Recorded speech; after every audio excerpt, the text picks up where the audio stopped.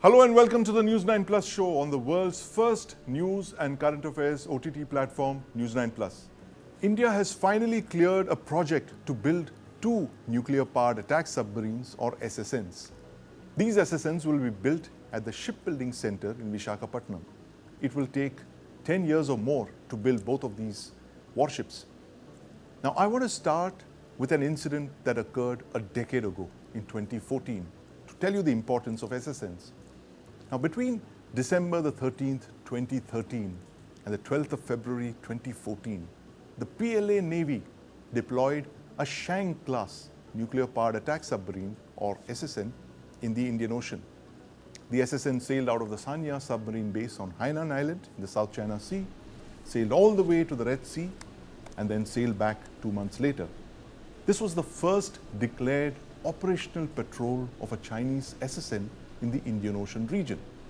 China had demonstrated it had the ability to project undersea power into the Indian Ocean, right into India's backyard. And since then, China has constantly deployed submarines into the IOR, both conventional and nuclear platforms. Now, top secret intelligence assessments prepared by RNAW and Naval Intelligence in 2014 termed the PLA deployment as seriously aggravating India's security concerns. And here's why. Because India depends almost entirely on the seas and the oceans for its energy security and trade. Nearly 95% of our trade by volume and over 90% of our energy flows from the seas. And these are precisely the kind of vulnerabilities that SSNs or nuclear-powered attack submarines can strike at. But conventional submarines, which we hear of, are vulnerable. They are actually submersibles. They have to surface for air to recharge their diesel engines, which then power their batteries. But SSNs or nuclear-powered attack submarines are true submarines in the sense that they can stay underwater almost indefinitely. They're difficult to detect and target. And SSNs are nuclear-powered submarines that are not necessarily armed with nuclear weapons.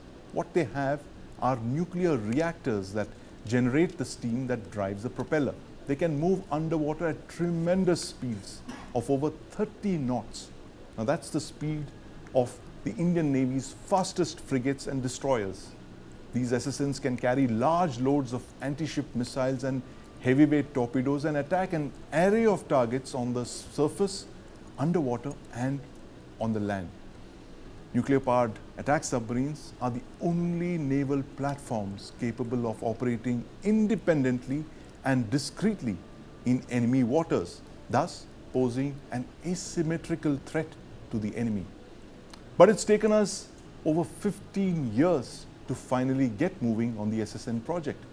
And the result is that India today is the only major world naval power which doesn't have SSNs. And joining me to discuss this today are two of India's most respected naval voices, Vice Admiral K. N. Sushil, former FOC&C Southern Naval Command, and Commodore C. Uday Bhaskar, one of India's best-known defense analysts. In the studio, I have with me my colleague, Deepak Padana. Gentlemen, welcome to the News9 Plus show. Thank you. Admiral Thank Sushil, you. Nice to be here. Admiral Sushil, I want to start by asking you this. It's been a long time since we've been talking about SSNs. I've literally, my hair is grayed since the time I've been discussing this subject. 2007 is when NHQ, Naval Headquarters, first proposed SSNs, with the first unit to be fielded by 2022, that is 2 years ago. 15 years later, we have only okayed the first 2 units of that project. Why has it taken us so long? Is it cost? Is it bureaucracy? Is it the complexity of this project, the technology that's involved, or is it all of the above?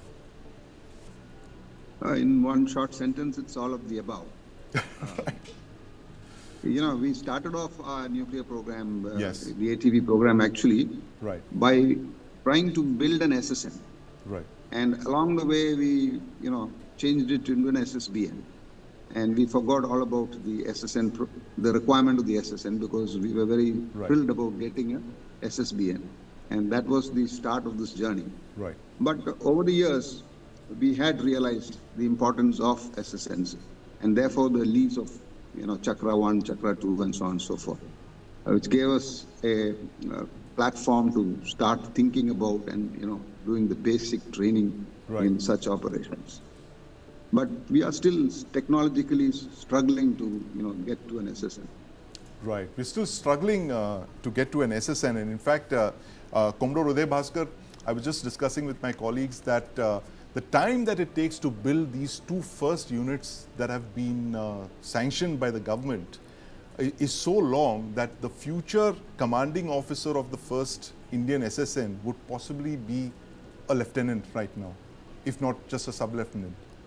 That, just to give you an idea, 10 to 15 years is what we're talking of here. Why has it taken so long in your understanding? A short answer, Sandeep, is a combination of indifference to the maritime requirements of the country. And I'm afraid a fair amount of ineptitude at the highest levels of decision making in India. Right. Because let me pick up the thread from what you said and what Admiral Sushil has just said.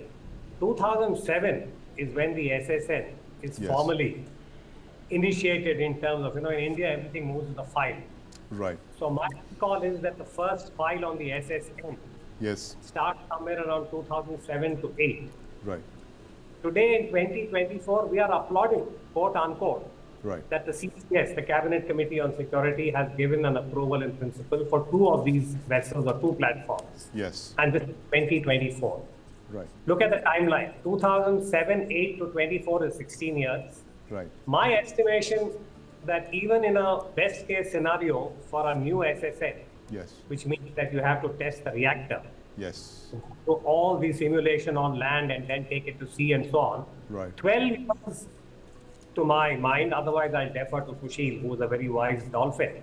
But I would say 12 to 15 years is a reasonable time frame. So in 2036, we will have the first SSN operation. And then another may follow on in another 3 or 4 years, 2040. So I'm afraid from start 2007 to 2036 is almost 30 years to get one operational submarine. This is a very poor reflection on India's decision-making apparatus across the board. And I think that is something we must ponder over, that why is it that our strategic platforms are taking so long? So I'm afraid I blame the entire system in terms of the delays for the decision-making. Absolutely, and you've hit the nail on the head, Commodore Uday Bhaskar, the fact that it's taken us so long, decades in fact. We are a civilization that's thousands of years old and seems to take several decades for us to move on strategic projects like this. But Admiral Sushil, given the fact that we've mastered certain aspects of nuclear submarine building with the Arihant class, the second unit was commissioned this year, and 2 more are in the pipeline. Is there any way of shortening this timeline that Commodore Uday Bhaskar mentioned, this 15 years, could that be reduced to say 10 or 12 or even less? Or is it that this particular unit is a completely new technology and therefore you need to go the whole 10, 15 year timeline of inducting a new platform? No, it's a fairly good question, but slightly difficult to quantify the timelines here. Basically, because if you look back at our experience in building these submarines, are we going to have a continuum of, say, similar technologies, for example, the pressure hull steel, the type of reactors and so on and so forth, then their timelines could be shortened. But that won't be the case because we cannot continue the same line. And therefore, there will be differences and therefore introduction of new technologies. But fundamentally, if we know how this reactor is going to come about, and if they can produce the reactor in about 6 or 7 years, then the timelines could well be cut short. Right. So it all boils down to the reactor really, because that 190 megawatt reactor, which is what we believe is going to equip this future SSN and the future SSBN, is going to be critical to this. But Commodore Uday Bhaskar, we've been also hearing about the AUKUS, which is this very ambitious program to equip Australia with a new attack submarine. That's the US and the UK collaborating with Australia, and that hasn't taken off the ground either, or it's not hit the water yet. Is there some lesson for us here that maybe a collaboration with another country, could that possibly speed this project up? Technically, yes. Meaning that if you have a country like the United States, or for that matter, the UK, which already have a proven industrial base, both for the design and the manufacture of nuclear submarines, then yes, India could benefit. But I do not see that as a viable option, because no country is going to part with nuclear submarine technology unless very close military ally, which is the case with the United States and UK in the first instance. And bringing Australia on board is actually a very major step as far as the transfer of nuclear technology in the military domain is concerned.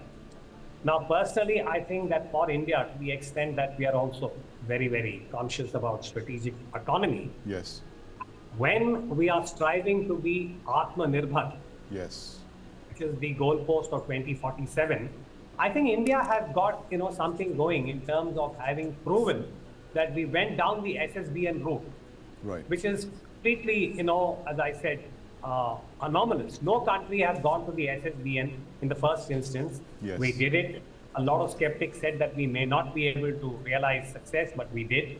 So my sense is that we should stay the course. Our indigenous effort is showing results, but we have to improve the timelines and the efficiency. Country cannot have a situation where every project has to be steered by the PMO. The system has to acquire that inbuilt efficiency, and the SSN can be a very good example of Atmanirbharta. Instead of 2047, if CCS and the Prime Minister, Mr. Modi, give you a benchmark of 2037, hopefully we are talking about expediting the whole process and giving the SSN the kind of importance it deserves. It's a national platform. It is not a naval platform. And I think that has to be bought. I think you've just hit the nail on the head, Commodore Uday Bhaskar, and this is the reason I defer to your wisdom, is the fact that it is a national project. It is a military platform that's an Indian military platform. It's not a naval platform. It's not a submarine arm platform. It is a strategic asset. But Admiral Sushil, the fact is that we're looking at a 30-year submarine building program, which was to also include SSNs. And 30 years, and that program is almost 3 decades old. And 3 decades later, possibly only 6 of those 24 submarines have joined the force. Of course, the SSNs, we know the timelines of that. They're daunting. And we're possibly heading into what the Navy famously calls the lost decade. Are we looking at another lost decade when it comes to the submarine arm? The fact that you don't have, what to talk of not have SSNs, you don't even have conventional submarines to build this gap. Is there something that needs to be done on priority right now, whether it's off-the-shelf buys or like Commodore Uday Bhaskar mentioned, to set a huge national benchmark, make it a all-of-nation approach to hit your deadlines with this very critical program? Well, you see, you talked about the 30-year submarine program. There is already 2 lost decades in that program now, by the timelines which was originally envisaged. Therefore, it is not as if we didn't know. In between, you remember the Dhirendra Singh committee, privatization, and a whole lot of stuff was talked about, but nothing really took off. And at the end of this program of building these 6 submarines, we are still looking at foreign collaboration to get our conventional submarine program lines going.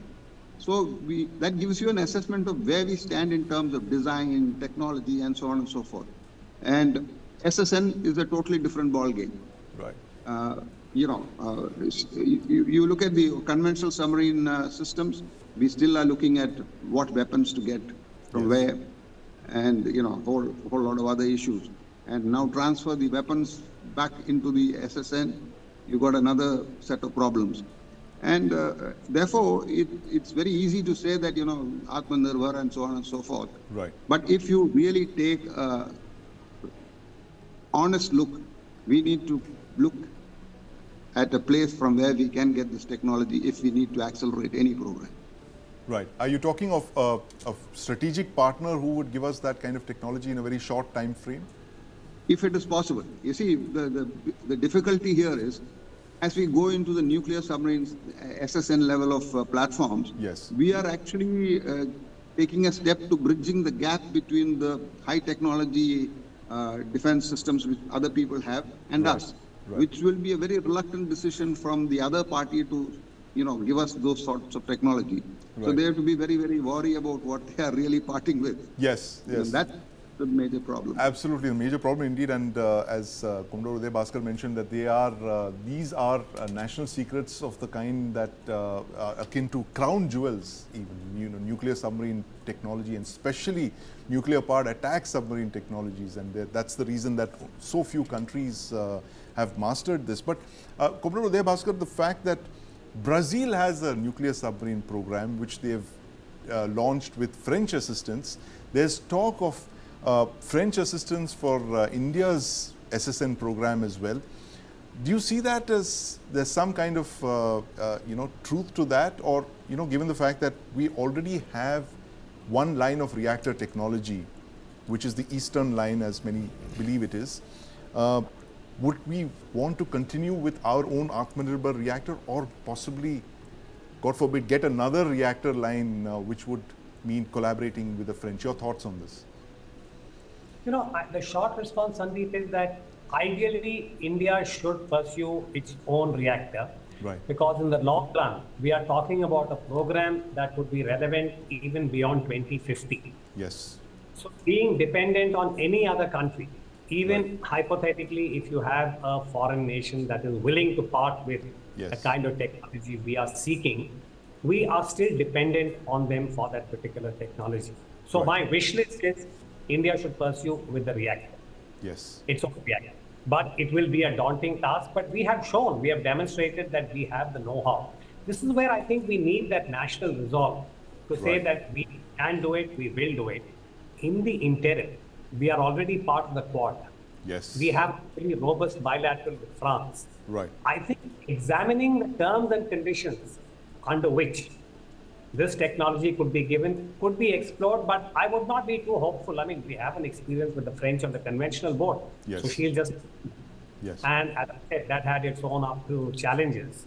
So I think expecting a foreign nation to part with the kind of technology we are seeking, yes, is not as easy as it seems, unless you become a military ally. Right. If you become another Australia, right, with the United States and become part of one particular military alliance, yes, then perhaps some windows or doors would open. But that's a very major political decision, which again, personally, I would say right, that India should not take hastily.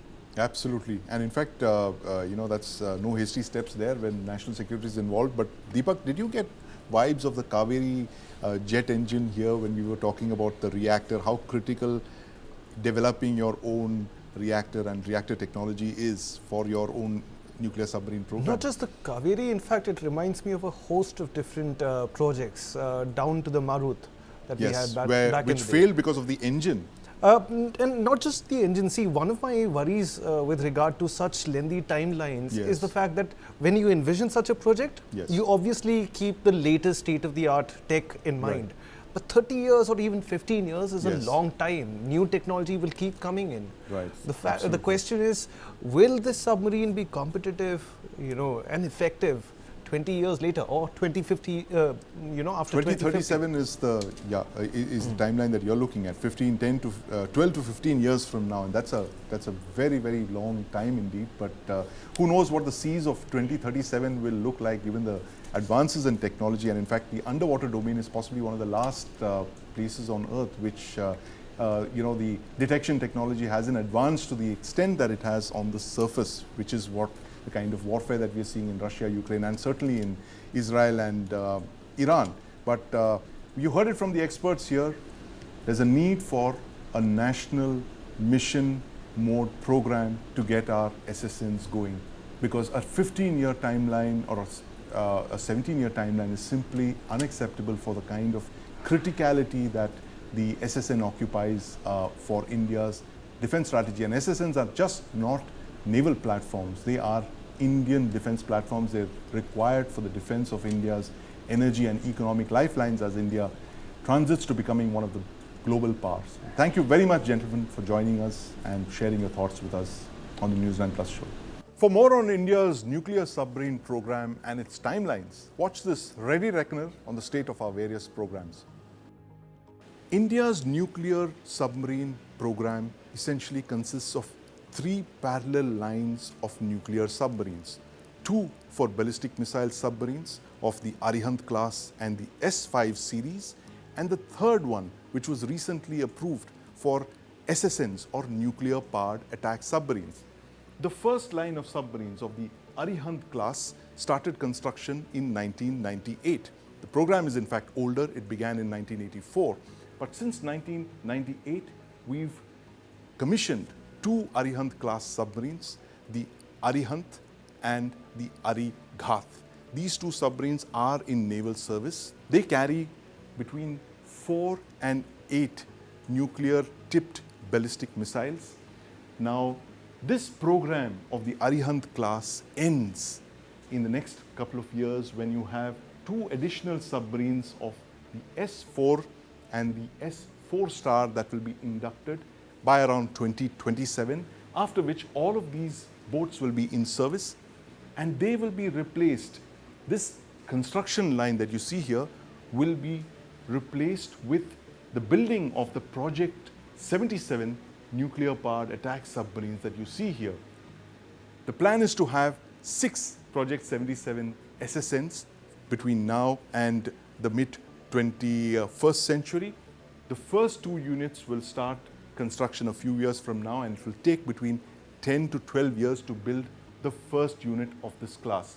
So this line of P-77s will be built on the Arihant class line. When these boats are all commissioned, they will be replaced by this P-77 SSN building program.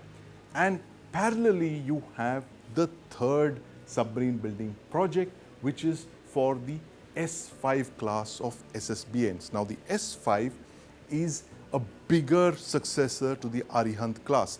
The Arihant class SSBNs displace around 6,000 tons. The S5 boats, which are again ballistic missile submarines, displace over 13,000 tons. They are bigger, they have more endurance, they can carry more missiles, something like 12 submarine launched ballistic missiles with multiple warheads. So the S5 is currently in the design phase right now.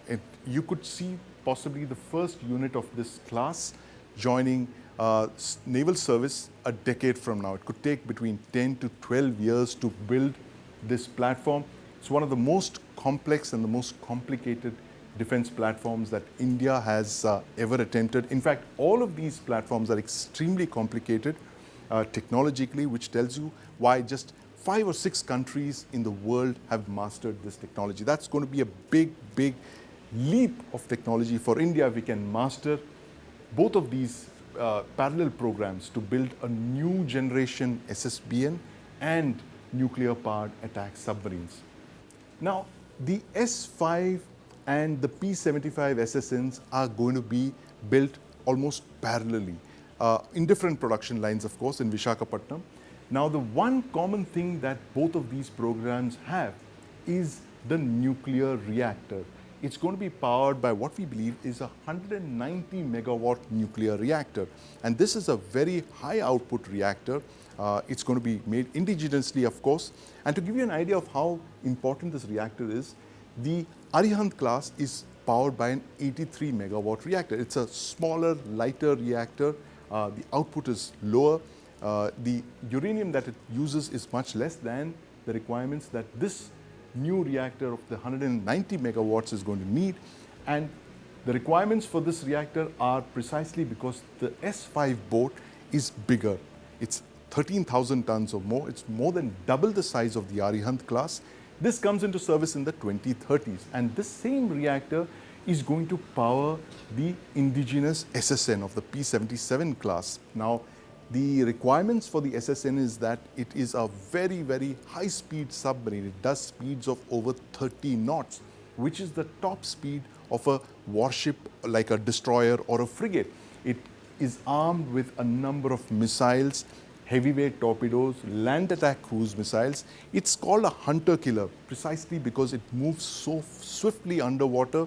It's able to operate in contested waters, in enemy waters, and attack a variety of targets on the surface, underwater, and on land.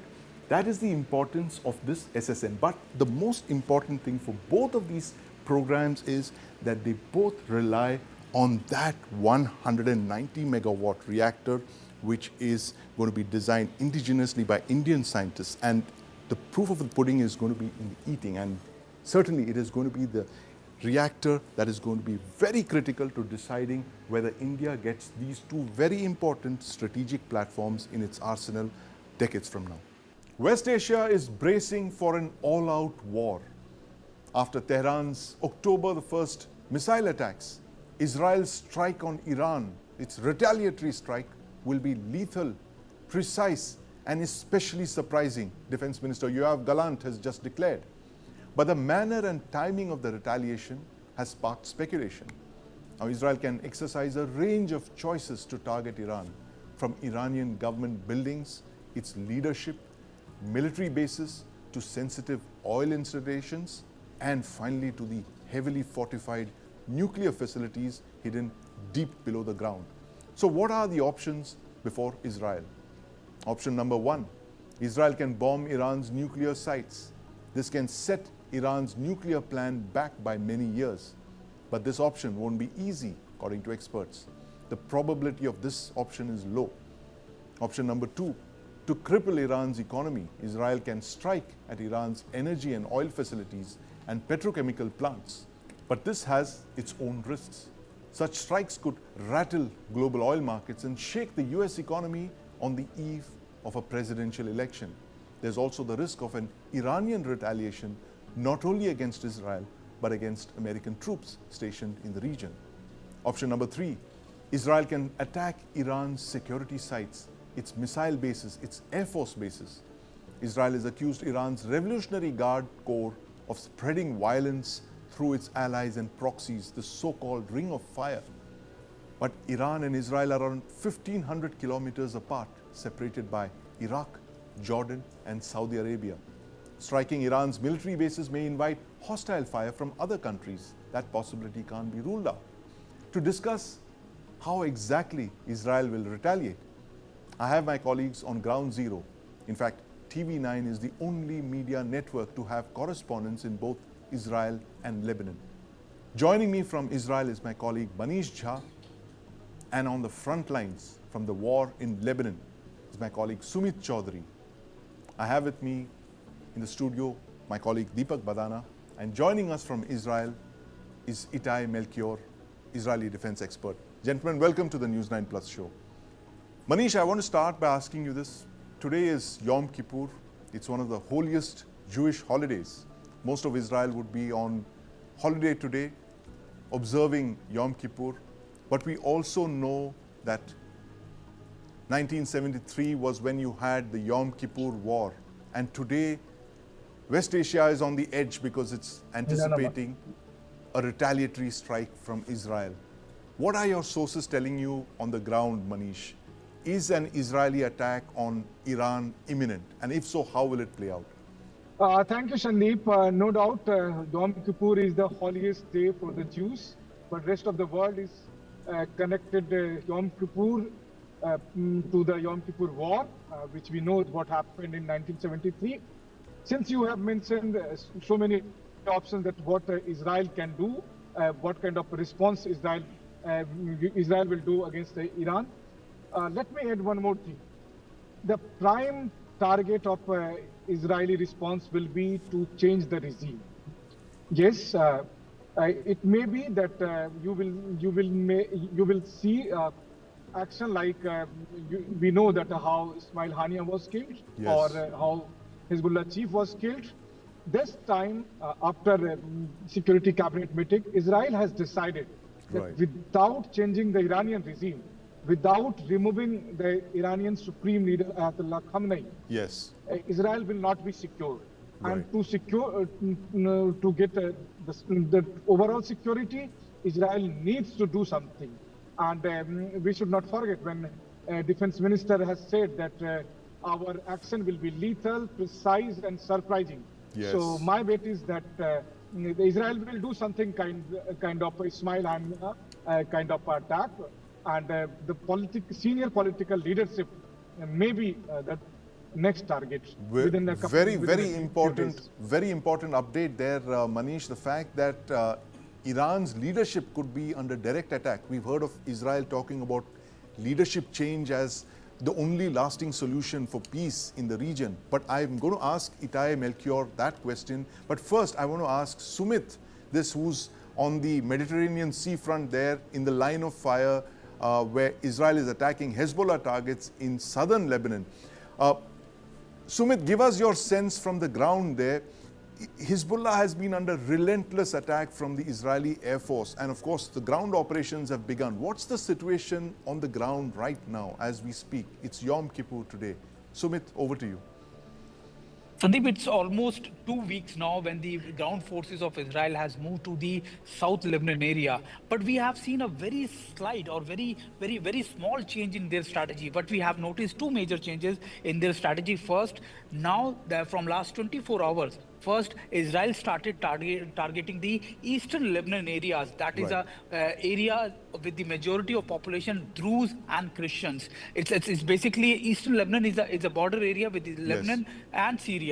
And the second most important thing which we have observed, that now Israel has been targeting the populated area, the densely populated areas in the central Beirut as well. The strategy, the change behind this is the very big reason. That is that now Hezbollah commanders are now hiding in those areas which is densely populated with the Christians and the Druze population. It's kind of the shelters, safe shelters for the Hezbollah commanders, because they can easily mix in all these populations, and they know that Israel is not going to target directly on these areas because they have a majority of population is Druze and Christian. But now Israel is targeting all these areas. The major change which we have seen in the strategies of Hezbollah on the other side, they are consolidating themselves. They have been taking a precautionary measures. We have seen that in the South Lebanon area, they have created steel walls. Steel walls, especially Sandeep, we have seen that these kind of walls have been created so that the enemy can't see you while you are traveling, while you are moving your major asserts to the forward areas. And they are doing this also because they have a major belief that now Israel snipers will target their location sitting at very long distance. So these are the strategies which both the parties have changed. But what is most important, there is a sense of insecurity in the civilians that now Israel will target the populated area, whether it is in the central Beirut, whether it is in Dahya, or whether it is into the north of Beirut. So there is a clean chaos between the population and civilians that Israel will do something major in upcoming days. Back to you, Sandeep. Yes, thank you. Thank you very much, Sumit and Manish. You heard it from two of India's finest defense journalists reporting from the front lines of one of the most tense situations in the world right now, that's West Asia. We have for you Manish Jha from Israel and Sumit Chaudhary from Lebanon. Thank you very much, gentlemen, and stay safe. We'll keep coming back to you for news and updates. Itai, you just heard it from our reporters on the ground there. Sumit talks about how Hezbollah is now sheltering amongst the Druze and the Christian populations, the populated areas, and these are areas of the minorities whom Hezbollah is opposed to. So here's an irony that Hezbollah is hiding among the very minorities that it opposes. Does this suggest that Hezbollah is literally in a shambles? Its command and control is in tatters, its leadership is on the run. What's your sense? Well, first, Iranian proxies and terrorist organizations have found it very comfortable to hide among civilians. We saw it in Gaza extensively, and we also see it in Lebanon. I actually want to focus on what Sumit said and actually try to analyze for your viewers what is going on. There are two threats from Lebanon. The first threat that was always talked about is exactly what happened in the end from Gaza, from Hamas, and that is the Radwan forces entering Israel's northern border, swarming the border attacking civilian villages, exactly what we saw on October 7th in the south. Right. And that is what the ground offensive is targeting. They have found vast amounts of ammunition, rockets, missiles, propelled grenades, explosives, uniforms, everything ready, including tunnels to get organized in and tunnels that make some of the way very close to the border, and even a couple trying to cross. That is one threat. The second threat from Hezbollah is the longer range missiles and rockets. And they are launched from further away. So yes, the short term 10, 12 kilometers that we've seen fired from southern Lebanon close to the border go all the way to the Air Force command post in the Meron, Tzfat mountain area, and also hit and killed civilians a bit in that range of fire. Right. But the longer range missiles are throughout Lebanon from much further away. Those are missiles that can do well over 60 and 100 plus kilometers. They are launched and they are placed underground and hid inside civilian buildings, warehouses, underground with hidden openings much further away. Those are mostly targeted by the Air Force. So those are the two threats we're dealing with. While doing that, there are four kinds of targets. The third kind of target is the leadership, mostly in the Tahrir quarter of Beirut, now mostly in hiding. And the fourth thing that is dealt with is the supply chain, that is supply lines running from Iran through Syria, and also back warehousing and manufacturing sites in Lebanon itself. Right, absolutely. So that is... Itai, a great sense of what's going on in Lebanon, but there's another front as well. Israel is fighting on multiple fronts, but the second front, which everyone's looking at very closely, is Iran, and the fact that Israel has to respond to the 1st October missile attack, 180 missiles that were fired by Iran. Interesting point by Manish, where he says that regime change is a priority now for Israel, that without a change of regime in Iran, there cannot be a lasting peace. How reliable would this kind of an input be? The fact that Israel wants to go after the Iranian regime, targeting the Iranian regime, how possible is that? How plausible is that? How probable is that scenario?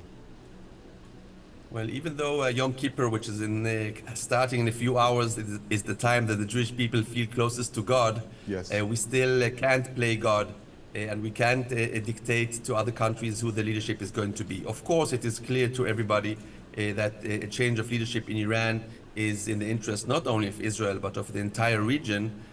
But that said, it is not easy to do, because if you target 1 or 2 or 5 of the leaders of Iran, you haven't had a change regime. And in the end, that will be up to the Iranian people. So yes, if the economy is worse, and that was what the US was doing a few years ago with sanctions, then maybe the people will want to change the regime. But also, we all know that in a dictatorship, it is very difficult to change a regime. So I think that is a bit ambitious as a goal.